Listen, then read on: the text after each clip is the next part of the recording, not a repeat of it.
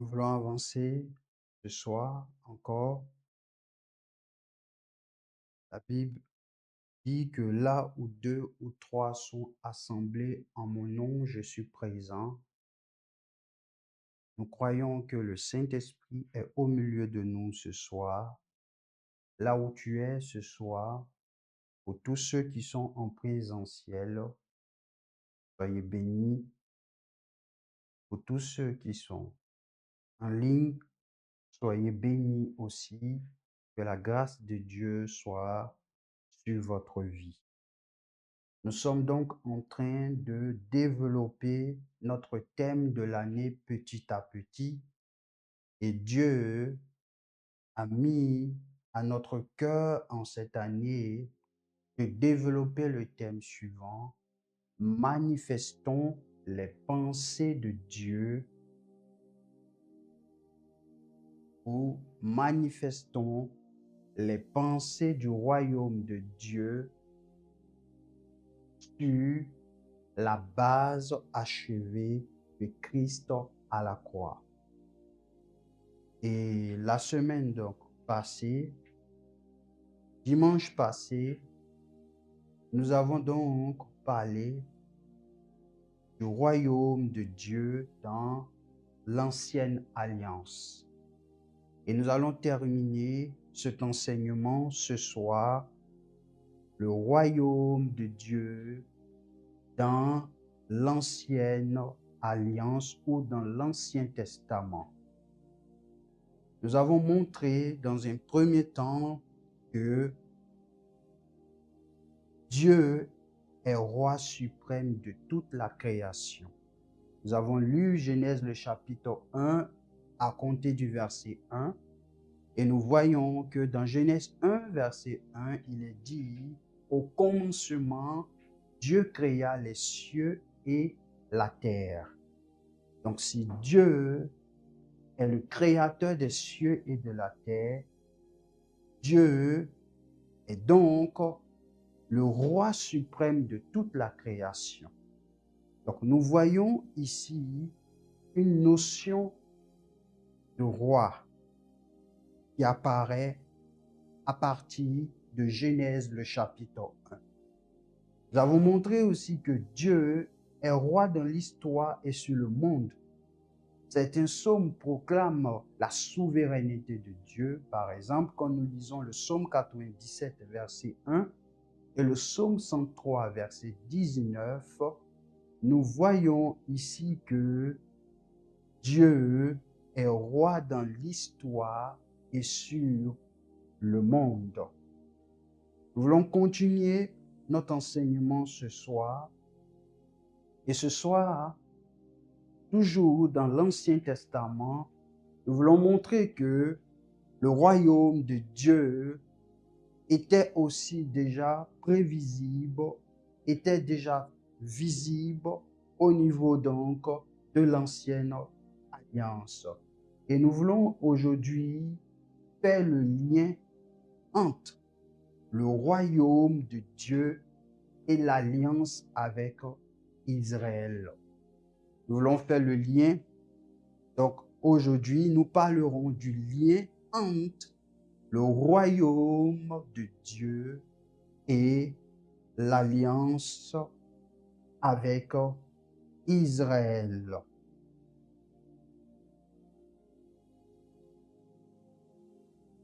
Lorsque nous lisons ensemble, prenons notre Bible dans Genèse le chapitre 12, à compter du verset 2 et le verset 3. Genèse le chapitre 12, du verset 2 au verset 3. La Bible dit: je ferai de toi une grande nation et je te bénirai, je rendrai ton nom grand et tu seras une source de bénédiction. Je bénirai ceux qui te béniront et je maudirai ceux qui te maudiront. Et toutes les familles de la terre seront bénies en toi. Amen. Nous voyons ici que dans ce passage extraordinaire, Dieu va se révéler à un homme du nom d'Abraham. Et quand Dieu va se révéler à cet homme, Dieu va bénir cet homme. D'accord? Il va le bénir. Et en le bénissant, il dit qu'il fera de cet homme une grande nation. Il bénira cet homme et il rendra le nom de cet homme grand. Et à côté de cela, il dit, je bénirai ceux qui te béniront et je maudirai ceux qui te maudiront. Toutes les familles seront bénies en toi. Nous voyons ici que Dieu ne commence pas par une institution. Dieu commence d'abord par une alliance. Dieu commence d'abord par une alliance. Je vous disais que quand on lit Genèse le chapitre 1, on voit que Dieu il se montre en tant que roi suprême. Il montre sa royauté parce que c'est lui qui a créé les cieux et la terre. Mais en Genèse, le chapitre 3, lorsque l'homme va pécher et l'homme va se détourner de la face de Dieu, qu'est-ce qui va se passer? Dieu va chercher donc à pouvoir avoir une race, chercher à avoir un peuple qui est à sa gloire, un peuple qui marche selon sa parole, qui décide d'être sous son règne. Donc avant que la royauté puisse commencer à naître et à prendre place au niveau de ce peuple qu'on appelle le peuple d'Israël, Dieu va commencer dans un premier temps par une alliance. C'est-à-dire que l'alliance va être d'abord scellée avant même qu'on puisse entrer dans la notion de royaume avec ce peuple, le peuple d'Israël. Notez bien le mot alliance. L'alliance, elle est capitale. L'alliance, elle est importante. L'alliance, elle est importante. Nous voyons que dans cette promesse que Dieu fait à Abraham, cette promesse, elle contient des éléments du royaume. Pourquoi elle contient des éléments du royaume? Elle contient des éléments du royaume parce que, tout simplement, on retrouve dans les promesses que nous venons de lire dans Genèse 12, versets 2 à 3, nous retrouvons au sein de ces promesses un peuple qui doit sortir de cette promesse. En plus de cela, nous retrouvons une bénédiction que Dieu relâche. Et cette bénédiction, c'est une bénédiction universelle. Et à côté de cela, nous retrouvons aussi une autorité divine transmise. Donc, avant qu'on arrive à la notion de royaume au niveau du peuple d'Israël, qu'est-ce qui intéressait Dieu ici? Dieu était intéressé déjà à une alliance. Dieu cherchait à sceller une alliance. Dieu cherchait à trouver un homme par qui il va sceller une alliance. Et à partir de cette alliance, quelque chose d'extraordinaire, quelque chose de magnifique qui était dans le cœur de Dieu se mette en place. Et nous devons comprendre que l'alliance, elle est importante aux yeux de Dieu. Tout part déjà par l'alliance. Tout part déjà par cette alliance qui se tisse entre Dieu et l'homme. Entre Dieu et l'homme. Dieu révèle ici que son règne passera par une lignée choisie. Par une élection divine. Une lignée choisie. Une élection divine.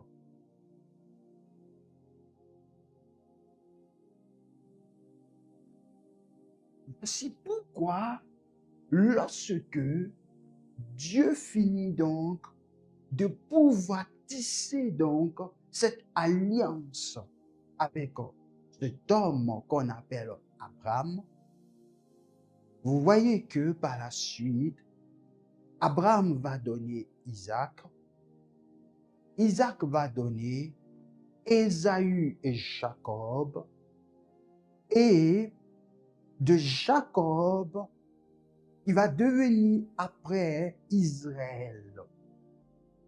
Et l'Israël va donner 12 hommes qu'on appelle les 12 tribus. Et ces 12 hommes ont donc commencé à peupler la terre. La promesse faite à cet homme Abraham, cette alliance va commencer donc à se manifester à partir de la postérité de Jacob qui est devenu l'Israël. Et comme Dieu avait dit en Genèse le chapitre 12 que je ferai de toi une grande nation et je te bénirai et je rendrai ton nom grand.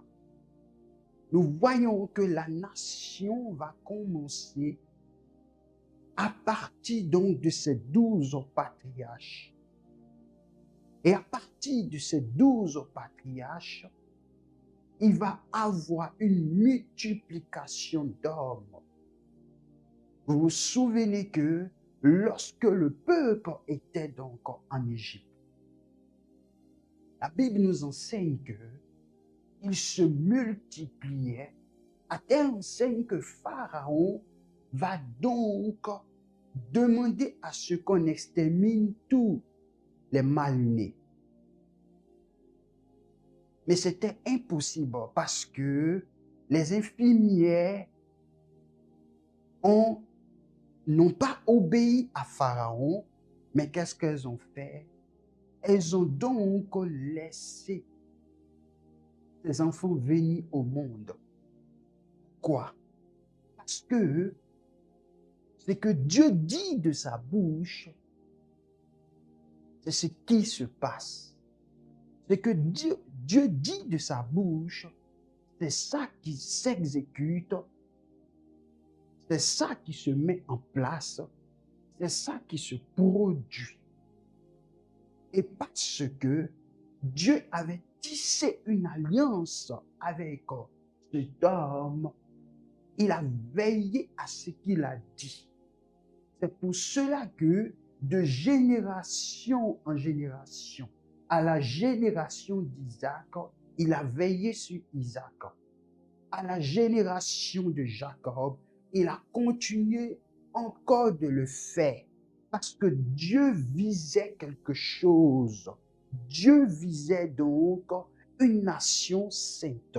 Dieu visait un peuple, oui, qui est à sa gloire un peuple qui va vivre sous son règne, un peuple où il aura donc une relation, une filiation entre eux. Et il va veiller à ce qu'il dit. Il va veiller à sa parole. Et vous voyez que la nation va naître. Cette nation, elle va se mettre donc en place. Mais écoutez-moi, qu'est-ce qui va se passer à la suite de cela? Quand nous lisons donc Exode le chapitre 19, à compter du verset 6. Exode le chapitre 19, à compter du verset 6. Qu'est-ce qu'il est dit? Il est dit, vous serez pour moi un royaume de sacrificateurs et une nation sainte. Voilà les paroles que tu diras aux enfants d'Israël. Je reprends. Vous serez pour moi un royaume de sacrificateurs et une nation sainte. Voilà les paroles que tu diras aux enfants d'Israël. Moïse, dans l'Exode, va avoir un entretien avec Dieu. Et Dieu va charger Moïse et il va dire de donner cette information au peuple. Je vous disais tout à l'heure que avant que nous arrivions donc à ce verset d'Exode, le chapitre 19, verset 6, il y avait déjà une alliance qui s'était tissée. Et maintenant, en Exode 19, Moïse va transmettre la parole de Dieu. Et en transmettant la parole de Dieu, Moïse va dire de la part de l'Éternel que vous serez pour moi un royaume.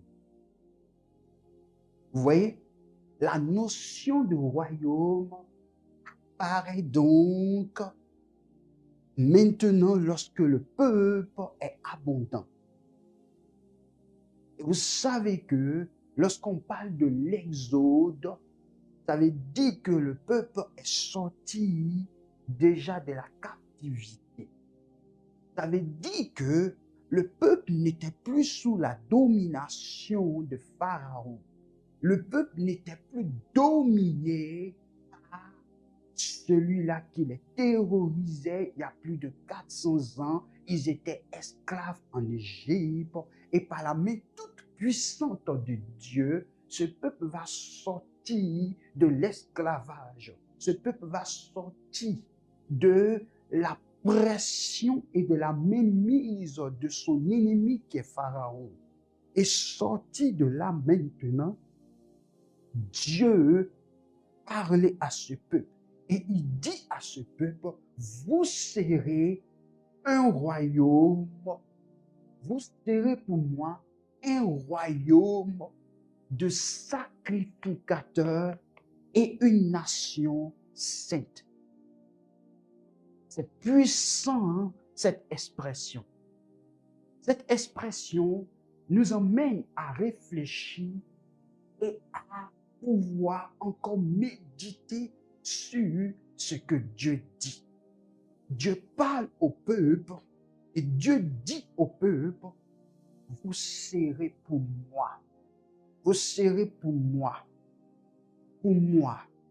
Est-ce que tu m'entends ce soir? Il dit, vous serez pour moi. D'accord? Pour moi. Il n'a pas dit, vous serez pour moi et pour X. Il n'a pas dit, vous serez pour moi et pour Y. Dieu ne partage pas sa gloire. Dieu ne partage pas sa gloire. Dieu ne partage pas sa gloire. Dieu a fait sortir ce peuple et il dit maintenant à ce peuple que vous serez pour moi un royaume de sacrificateurs et une nation sainte. Ça ne vous fait pas réfléchir à ce que l'apôtre Pierre disait dans le Nouveau Testament en disant que vous êtes un peuple acquis, vous êtes une nation sainte, vous êtes un sacerdoce royal. La notion donc ici de royaume va ressortir. Et le peuple d'Israël ici est appelé à partir de ce verset à être quoi? Un royaume. À être un royaume. Et il dit, voilà les paroles que tu diras aux enfants d'Israël. Appelé à être un royaume. Mais à côté de cela, Israël est appelé à quoi?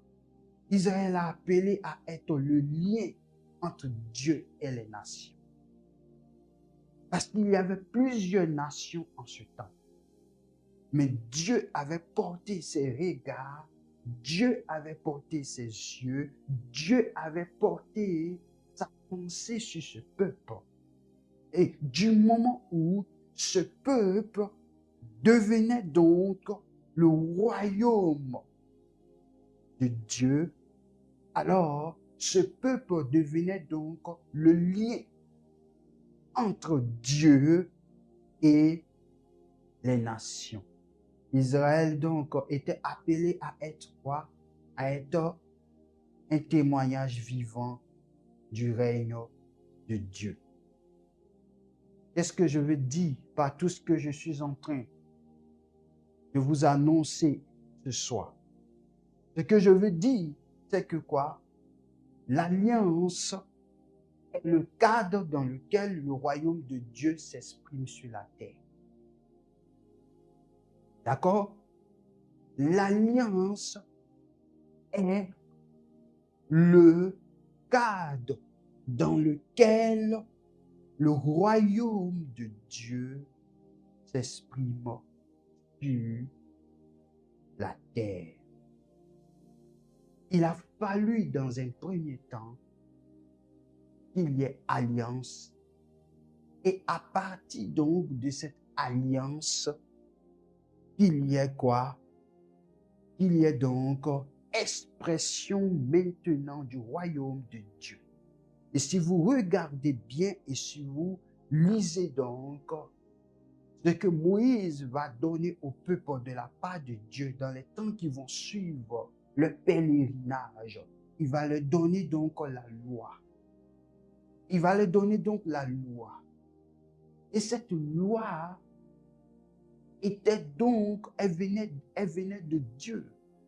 Cette loi venait de Dieu. Et nous voyons ici que la loi et le peuple d'Israël représentent quoi? C'est un peuple mis à part. C'est un peuple qui a la loi de Dieu, qui doit marcher selon donc la loi de Dieu, qui doit donc marcher selon la parole de Dieu qui est écrite et qui est prescrite. Donc ce peuple qui est devenu donc un royaume et qui donc marche selon la loi de Dieu, ce peuple donc représentait donc la structure visible du règne de Dieu. Ce peuple représentait la structure visible du règne de Dieu. Qu'est-ce que je veux dire par là? Ce que je veux dire par là, c'est que quoi? Du moment où nous sommes donc devenus enfants de Dieu, étant enfants de Dieu, nous sommes régis donc maintenant par quoi? Nous sommes régis maintenant par des principes. Des principes. Ces principes-là sortent de ce qu'on appelle la parole de Dieu. Et la parole de Dieu, comme le psaume 119 nous dit, verset 105, ta parole est une lampe à mes pieds et une lumière sur mon sentier. Donc, le peuple de Dieu, le peuple qui se conforme à la parole de Dieu, le peuple de Dieu est le peuple qui marche selon la parole de Dieu. Le peuple de Dieu est le peuple qui ne regarde pas en dehors de la parole de Dieu. Le peuple de Dieu est ce peuple-là qui a les regards focalisés sur la parole de Dieu.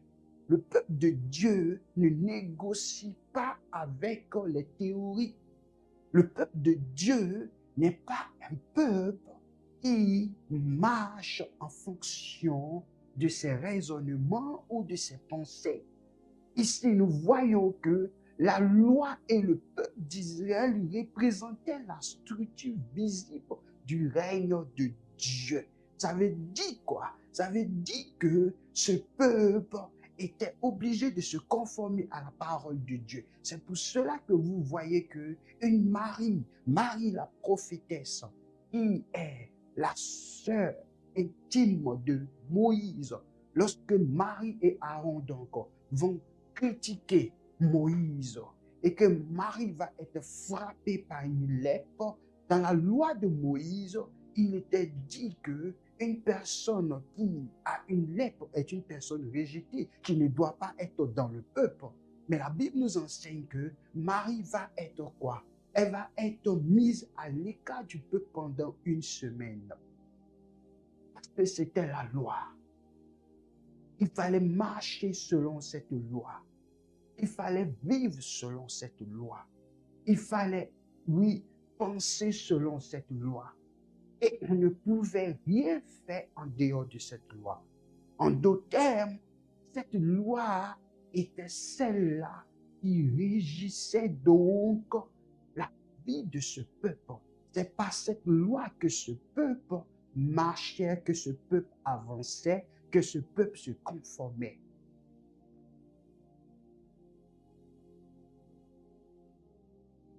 C'est exactement ce que nous, aujourd'hui, nous devons comprendre.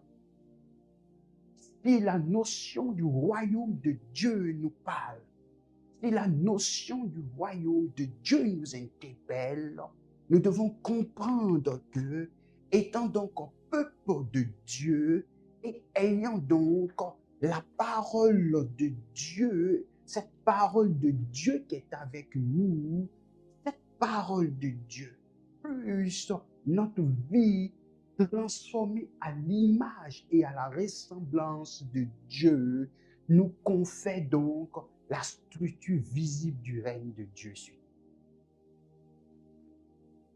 La structure visible du règne de Dieu sur terre. Et ce soir, je vais nous emmener à comprendre que la notion du royaume de Dieu n'a pas commencé déjà dans le Nouveau Testament. Mais cette notion du royaume de Dieu a commencé progressivement depuis l'Ancienne Alliance parce qu'elle visait un homme qui était le Christ Jésus. Elle visait cet homme qui était le Christ Jésus. C'est pour cela que vous pouvez voir que lorsque Dieu va se révéler aux différents prophètes, Isaïe, par exemple, va commencer à prophétiser la venue de cet homme. Et nous voyons quelque chose d'excellent dans 2 Samuel, le chapitre 7, verset 16. 2 Samuel 7, verset 16. Il est dit, ta maison et ton règne seront pour toujours assurés. Ton trône sera pour toujours affermi. Ta maison et ton règne seront pour toujours assurés. Ton trône sera pour toujours affermi. Voyez ici encore, J'aime Dieu parce que Dieu, c'est le Dieu de la promesse. Dieu, c'est le Dieu qui fait des promesses et qui les respecte. Et il fait ici une promesse à qui? Il fait une promesse ici au roi David. Si vous suivez la chronologie de ce que je suis en train de vous dire, c'est que Dieu commence par l'alliance. L'alliance va conduire donc à une nation. Et après cette nation, il aura maintenant quoi? Il y aura quelque chose d'extraordinaire qui va se passer maintenant. C'est que le royaume de Dieu maintenant, qui est ce peuple que nous avons vu tout à l'heure dans les passages passés, le royaume de Dieu va prendre maintenant une forme royale. Dieu ne fait rien par hasard. Parce que dans les cieux, c'est comme cela, la royauté fonctionne. Dans les cieux, il y a un roi. Et David, donc, même si le peuple ne voudra pas que Dieu règne sur eux en tant que roi, et vont demander donc qu'il y ait un roi homme pour les guider, Samuel donc à se plier à leur désir, même si ce n'était pas la volonté de Dieu. Mais nous voyons ici que deux rois vont commencer. Le roi Saül va venir, le roi Saül va commencer à diriger donc ce peuple en tant que roi, mais comme nous le savons, il va désobéir. Dieu donc va se choisir un autre homme qui va appeler l'homme selon mon cœur. Et cet homme qui va venir, qui s'appelle David, il va donner une promesse à cet homme. Et il va dire à cet homme que la promesse qu'il lui donne, il dit ta maison et ton règne seront pour toujours assurés. Ton trône sera toujours affaibli. Mais nous sommes ici dans le domaine humain. Mais spirituellement, quand il parle d'affermissement, toujours assuré ici, il était en train de relier la promesse de l'alliance avec Israël à l'espérance d'un royaume éternel. À l'espérance d'un royaume éternel. Pourquoi? Parce que Jésus devait venir. Parce que Jésus-Christ devait venir. Jésus devait venir. Jésus devait venir. Et nous voyons ici que le règne de David préfigure. Le règne de David est une préfiguration de quoi? Est une préfiguration du royaume messianique, c'est-à-dire du royaume du Messie. David va régner. Et le règne de David sera un règne. Quand vous lisez, quand David va mourir et que David va quitter donc ce monde, tous les rois qui sont venus après David, désobéissant donc à la parole de Dieu, désobéissant donc à l'œuvre de Dieu, qu'est-ce que le Seigneur va dire? Il dit, à cause de mon serviteur David, à cause de mon serviteur David, je ne ferai pas ceci. Pourquoi? Parce que David était une figure. David préfigurait quoi? Le royaume de David, le règne de David préfigurait le royaume messianique.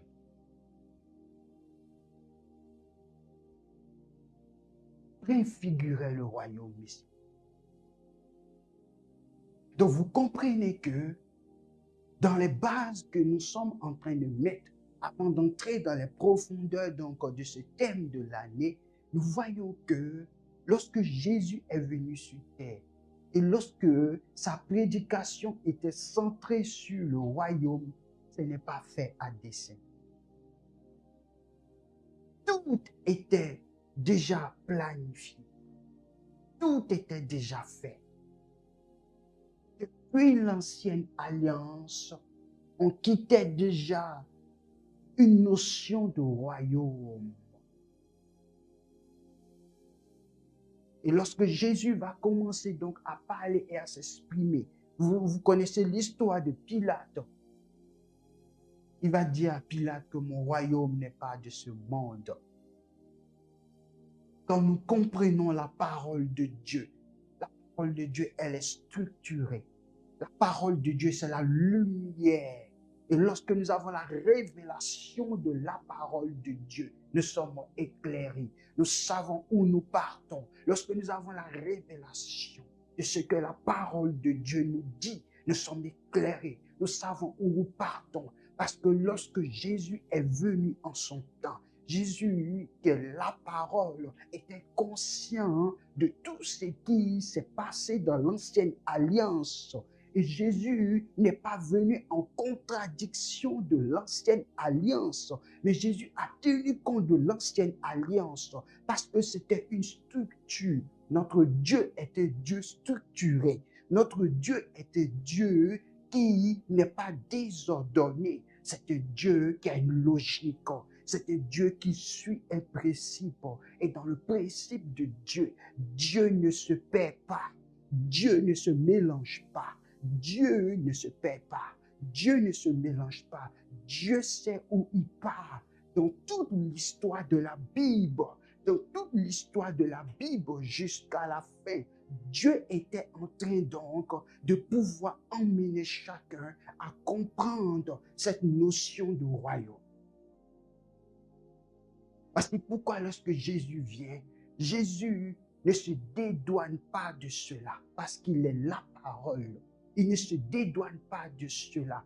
Quand nous lisons tous les paraboles, il parle des paraboles et disant le royaume de Dieu est comparable à ceci. Le royaume de Dieu est ceci. Le royaume de Dieu. Parce que la notion du royaume de son Père était entrée en lui et il ne pouvait passer à côté de cela. Il ne pouvait se détourner de cela parce que ce qui est important, c'est le royaume.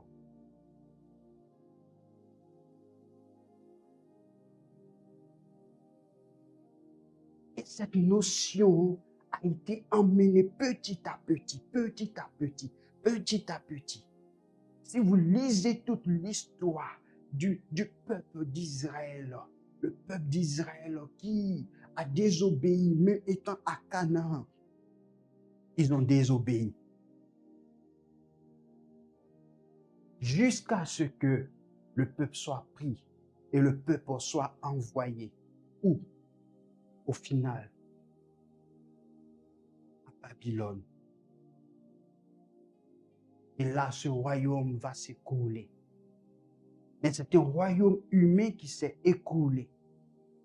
Mais le royaume dont nous parlons, il s'agit du royaume de Dieu, qui était un royaume inébranlable, qui était un royaume qui ne peut être vaincu, est un royaume puissant, un royaume qui a existé même avant la fondation du monde. Ce royaume existait déjà. Et ce royaume est un royaume qui ne passera jamais. C'est ça que nous devons comprendre. Que le royaume de Dieu dont Jésus parle dans le Nouveau Testament n'est pas venu. Jésus n'est pas venu automatiquement pour parler du royaume comme ça. Est-ce que tu m'entends? Pour comprendre la parole de Dieu, pour comprendre bien les Saintes Écritures, Dieu n'est pas un Dieu de désordre.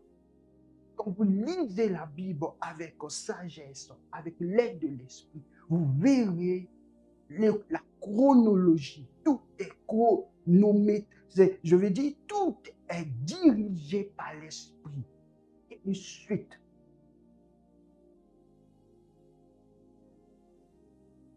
Et je vous ai dit quoi? Je vous ai dit que Israël, donc, va faire quoi? Israël est appelé à être un royaume. En Exode 19, verset 6, Israël est appelé à être un royaume. Mais regardez la bonté de Dieu. Ésaïe le chapitre 2, du verset 2 au verset 3. Ésaïe le chapitre 2, du verset 2 au verset 3, il est dit, « Il arrivera dans la suite des temps que la montagne de la maison de l'Éternel sera fondée sur le sommet des montagnes, qu'elle s'élèvera par-dessus des collines et que toutes les nations y afflueront.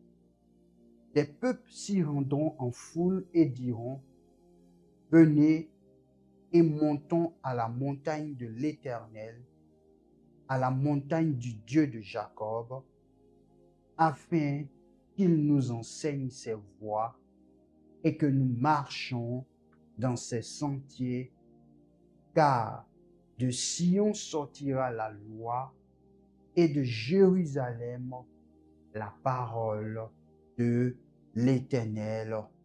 Alléluia. Est-ce que nous voyons ici dans ce passage? Nous voyons que bien que le royaume de Dieu soit annoncé à Israël, voyons dans ce que la bonté de Dieu va se manifester et cette bonté de Dieu fera en sorte que les prophètes vont révéler qui s'étendra à tous les peuples. Vous voyez, dans Ésaïe le chapitre 2, à partir du verset 2, vers la fin, il dit « Et que toutes les nations y afflueront ». Les prophètes vont prophétiser sur cela. Ésaïe donc va prophétiser sur cela.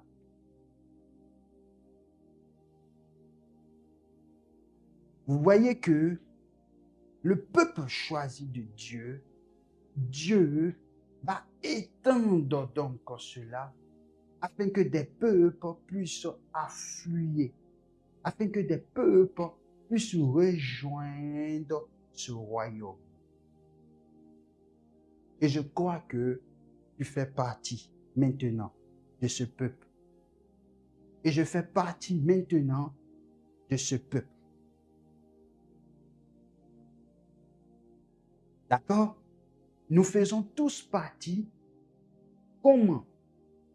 Par grâce.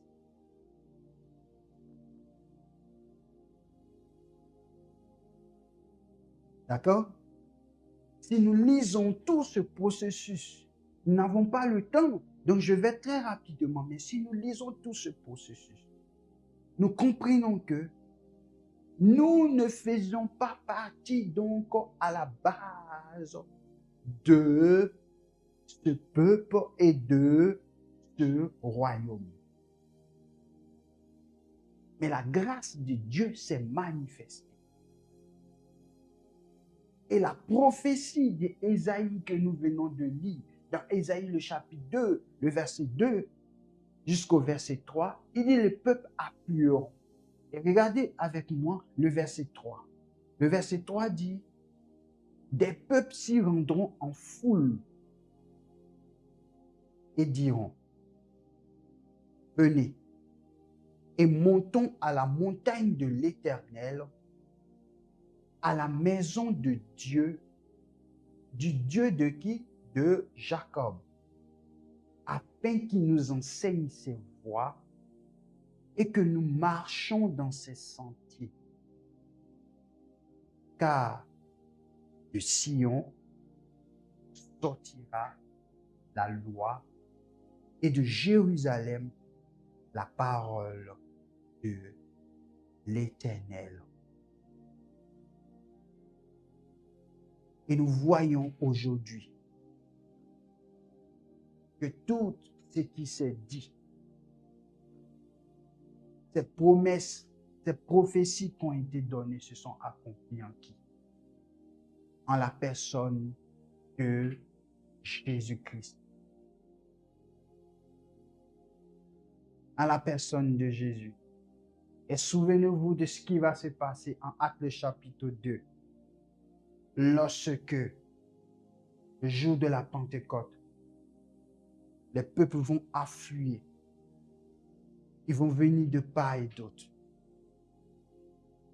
Et seront surpris et étonnés de voir des disciples remplis du Saint-Esprit et en train de parler en d'autres langues. Ils vont donc être surpris. Et étant surpris, en ce moment précis, un disciple va se démarquer du nom de l'apôtre Pierre et inspiré par le Saint-Esprit. Il va prêcher la parole de Dieu. Mais si nous regardons ensemble quelque chose d'important et lisons ça pour terminer notre enseignement de ce soir, Actes chapitre 2.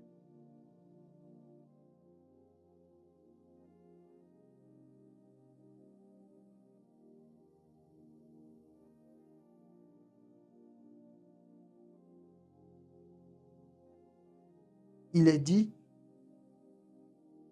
Actes chapitre 2, à partir du verset 5.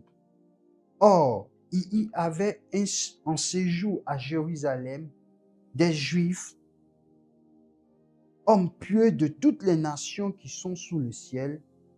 Au bruit qui eut lieu, la multitude accourut et elle fut confondue parce que chacun les entendait parler dans sa propre langue. Ils étaient tous dans l'étonnement et la surprise et ils se disaient les uns aux autres, voici ces gens qui parlent, ne sont-ils pas tous Galiléens? Et comment les entendons-nous dans notre propre langue à chacun, dans notre langue maternelle? Et regardez ce qui m'intéresse, verset 9, il dit Parthes, Mèdes, Élamites, ceux qui habitent la Mésopotamie, la Judée, la Cappadoce, le Pont, l'Asie, la Phrygie, la Pamphylie, l'Égypte, le territoire de la Libye voisine, de Cyrène, et ceux qui sont venus de Rome, Juifs et prosélytes, Crétois et Arabes. Comment les entendons-nous parler dans nos langues des merveilles de Dieu? Ils étaient tous dans l'étonnement et ne sachant que penser, ils se disaient les uns aux autres, que veut dire ceci? Vous voyez ici, la Bible cite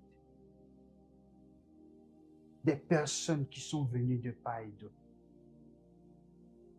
Et nous voyons dans le discours de l'apôtre Pierre combien de personnes vont se convertir à Dieu. Mais ces personnes qui se sont converties à Dieu étaient des personnes qui ne faisaient pas partie du royaume de Dieu. La grâce de Dieu a coulé. Et cette grâce-là a fait que des hommes sont entrés de l'ancienne alliance à la nouvelle alliance par Jésus-Christ de Nazareth. Les hommes sont entrés tout simplement parce qu'ils ont cru. Ils ont dit à Pierre, que ferons-nous? Pierre dit, repentez-vous. Simplement. Et ce soir, je voulais par ces mots nous emmener à comprendre que le royaume de Dieu, depuis le début des écrits jusqu'à la fin, se poursuit. Et il était donc bel et bien visible dans l'ancienne alliance.